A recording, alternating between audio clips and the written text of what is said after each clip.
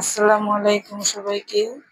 দেশ ও দেশের বাইরে থেকে যারা আমার ভিডিও দেখছেন সবার জন্য দোয়া ও ভালোবাসা রইল।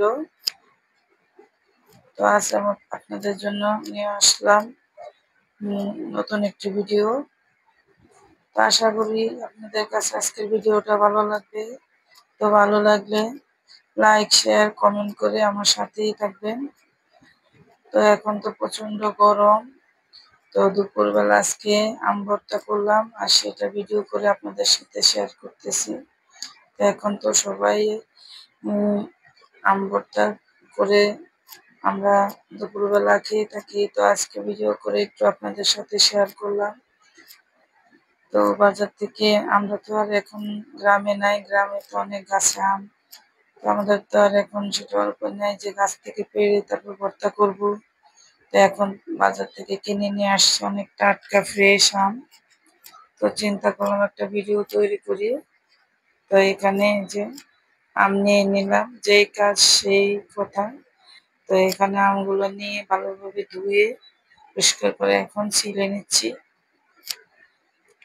তো আজকে দুপুরবেলা মজা করে ভর্তা বানিয়ে নিলাম। আর সেটা ভিডিও করে আপনাদের সাথে একটু শেয়ার করতেছি। তো এখানে যে আমগুলো ছিল এখন আবার ভালোভাবে ধুয়ে নিব। তো এখানে যে ধুয়ে নেওয়ার জন্য পানি নিলাম। তো আমগুলা ছিলার পরেও কিন্তু আমি অনেক কষ থাকে। তো এই জন্য আমগুলো এখন আবার ধুয়ে নিচ্ছি।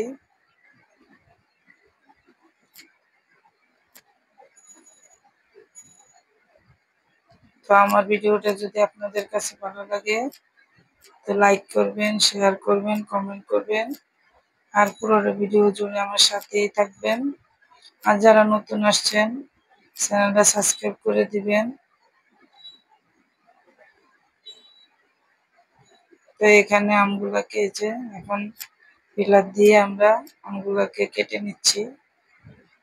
তো বটি দিয়েও কাটা যায়, আবার পিলার দিয়ে এইভাবে কাটে, এইভাবে ভর্তা করা যায়। তো যে যেভাবে খেয়ে থাকে আম ভর্তা মানে করলেই হয়। এক একজন এক একভাবে কাটে বা এক একজন এক একভাবে তৈরি করে। তা আমরা আমাদের মতো তৈরি করতেছি।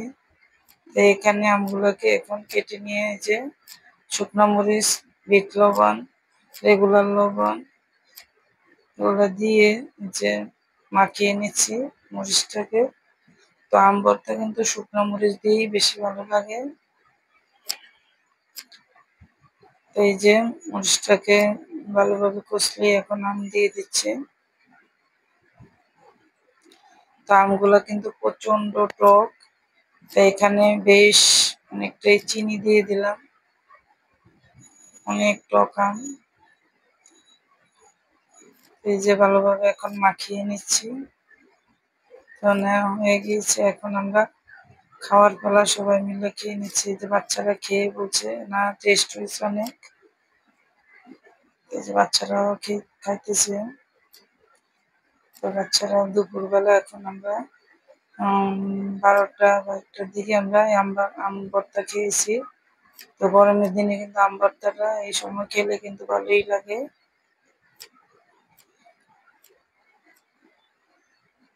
তো বাচ্চারা অনেক মজা করে খাচ্ছে।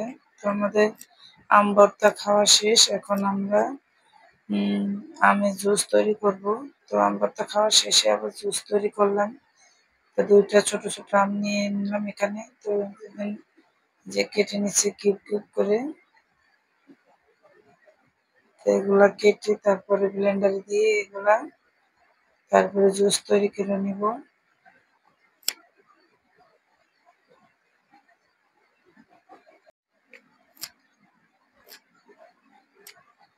তো আমি জুস করার জন্য এখন কিউব করে 2টা আমকে কেটে নিচ্ছি।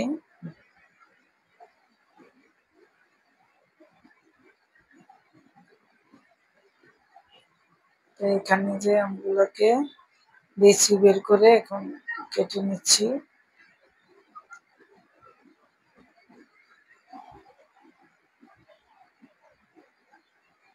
তো আমের জুস বা আমের ভর্তা দুইটাই কিন্তু আসলে খেতে অনেক টেস্ট। আজকে আমের ভর্তাও করলাম অল্প করে, আবার অল্প করে জুসও করলাম। দুইটা অল্প অল্প করে নিলাম। সবসময় তো আর খাওয়া হয় না, আর হাতের কাছে সবসময় তো আর আমাদের আমও থাকে না। এই যে পুদিনা পাতা নিলাম, তো পুদিনা পাতাগুলো এখন ধুয়ে বেছে নিচ্ছি। তো এটা জুসের সাথে দিলে কিন্তু খেতে ভালো লাগে পুদিনা পাতাটা।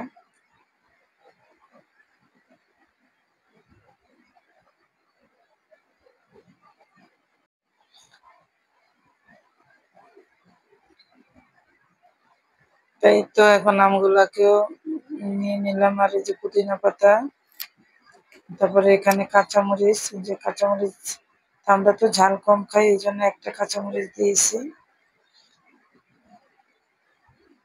এই যে লবণ দিচ্ছি পরিমাণ মতো।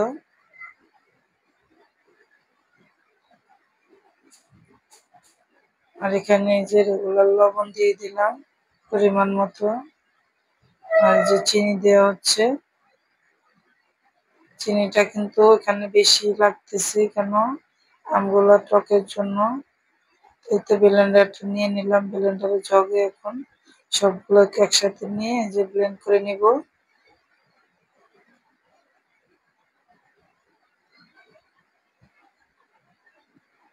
এই তো আর একটু পানি দিয়ে দিলাম, এখন ব্লেন্ড করে নিচ্ছি।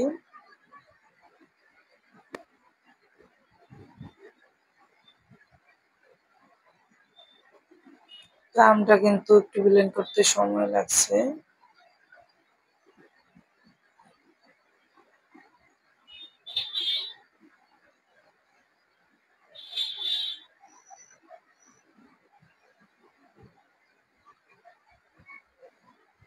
তো আমাদের ব্লেন্ড করার প্রায় শেষ, এখন আমরা গ্লাসে ঢেলে নিব।